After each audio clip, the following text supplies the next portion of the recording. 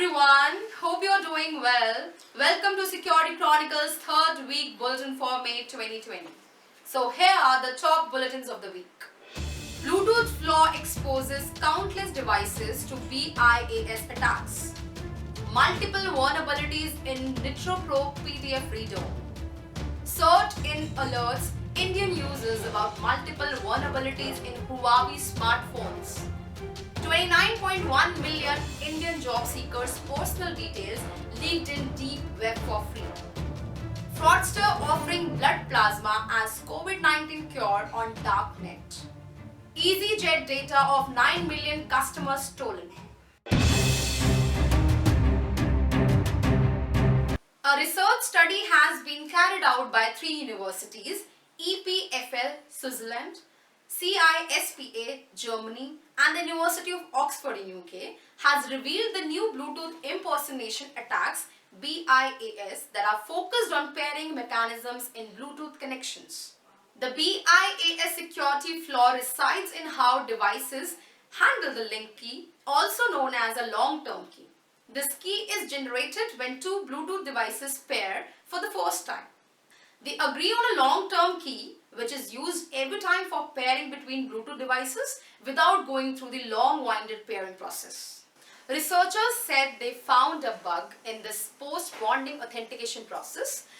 Using this flaw, an attacker can spoof his identity to a previous paired device and thus establish a connection with another device without knowing the long-term key established between two devices. Once a BIAS attack is successful, the attacker can then access or take control of another Bluetooth device.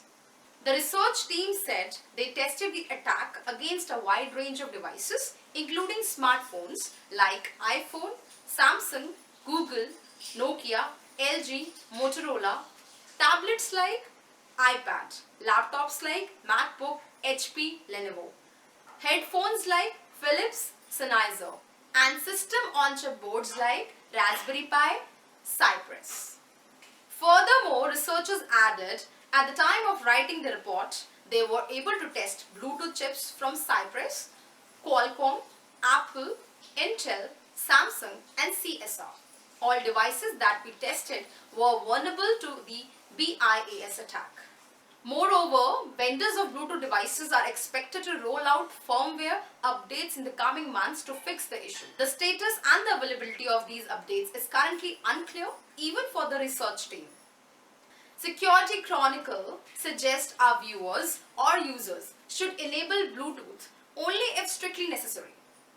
Bluetooth users should install the latest updates from the device and operating system manufacturers. Also, users should change the default PIN codes in their Bluetooth devices. Security experts from Cisco Talos have discovered 3 vulnerabilities in the Nitro Pro PDF editor, 2 of which rated as critical, CVSS score of 8.8, could be exploited by attackers for remote code execution, and 1 rated as information disclosure flaw. Nitro Pro is a PDF application designed for creating, reading, editing, singing, converting, and protecting PDFs. The first issue, tagged as CVE 2020-6074, is a nested pages remote code execution vulnerability that resides the PDF parser of Nitro Pro. An attacker could exploit the vulnerability by tricking the victims into opening a specially crafted PDF to trigger a use after free condition. The second vulnerability, tagged as CVE 2020-6092, is an object code execution vulnerability that resides in the way Nitro Pro 13.9.1.155 parses pattern objects. An attacker could exploit the flaw by tricking the victims into opening a specially crafted PDF and trigger an integer overflow and then achieve remote code execution. The third vulnerability is a JavaScript XML error handling information disclosure vulnerability, tagged as CVE 2020-6093. Talos tested and confirmed that Nitro Pro PDF version 13.9.1.155 is affected by these vulnerabilities. Moreover, Nitro has released a security update that addresses the vulnerabilities. Security Chronicle recommends our viewers to refer the Nitro advisory. India's Cyber Emergency Response Team, CERT-N, has issued a high severity rating advisory for several Honor smartphones. Honor is a sub-brand of Chinese telecom and technology giant Huawei.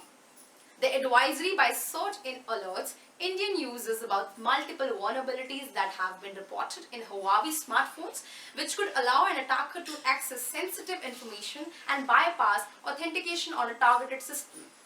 The advisory alerted users about these vulnerabilities.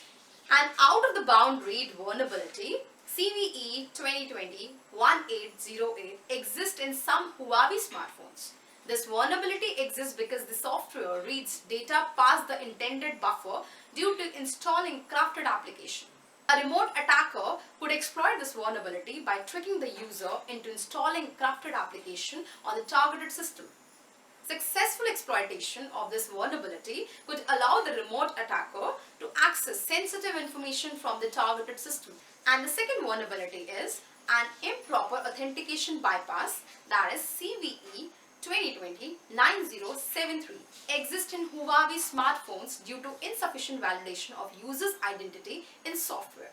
In order to exploit this vulnerability, the attacker needs to have physical access to the smartphone. Successful exploitation of this vulnerability could allow the attacker to bypass the limit of student mode function. As per the advisory, these are phone software versions and model names that are affected.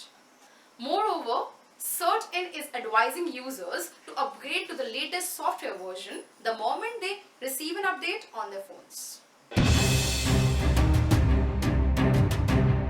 Security researchers at Cyber Intelligence has come across an interesting item where a threat actor posted 2.3 GB zipped file on one of the hacking forums. The leak included a lot of personal details of millions of Indian job seekers from different states, where most of the things are generally static, such as education, address, etc. Folders in the name of some of the leading job websites in India also appeared in the leak. It appears to have originated from a resume aggregator given the sheer volume and detailed information. This breach also includes sensitive information such as email, phone, home address, qualification, work experience, etc. Cyber criminals are always on the lookout for such personal information to conduct various nefarious activities such as identity thefts, scams, and corporate espionage. Moreover, Cyber team is still investigating the source of the leak and will be updating their article as new information is identified. If you really like this bulletin, please click on the subscribe button. Cyber criminals are duping people by offering to sell blood plasma of recovered COVID-19 patients, adverting it as a miracle cure for coronavirus infection. Plasma, a component of blood. Therapy is being used on experimental basis to treat serious cases of COVID-19 in India and other countries. According to Yashashvi Yadav, Special Inspector General of Police, Maharashtra Cyber, taking advantage of the hype surrounding it, fraudsters are offering to sell plasma of recovered patients, which is supposed to contain antibodies for the virus as a miracle cure on darknet. He said, "Our team is investigating on this. We have got screenshot of such claims." Besides monitoring such illegitimate activities, cyber police are also monitoring spread of objectionable content and misinformation on social media. Moreover, he added, Maharashtra Cyber Police is the first in the country who are sending notices under Section 149 of the Criminal Procedure Code to those circulating objectionable content online. So far, they have sent notices to 122 online users and offensive content posted or shared by more than 60 people has been deleted. British low-cost airline EasyJet has suffered a highly sophisticated cyber attack that compromised the personal data of around 9 million customers. During this attack, hackers had access to email addresses, travel details, and 2,208 passenger credit card data were also exposed. EasyJet stated in a notice of cybersecurity incident, our forensic investigation found that for a very small subset of customers, 2,208 credit card details were accessed. Action has already been taken to contact all of these customers and they have been offered support. EasyJet states that they are notifying affected customers and that all of those affected will receive the notification by May 26, 2020. That's all for today. Hope this bulletin will make you aware about things happening in security arena and you will be safe and secure with these cyber incidents. Till then, keep watching our videos and do not forget to like, share and subscribe this channel. Thank you for watching. Stay home, stay safe. See you soon.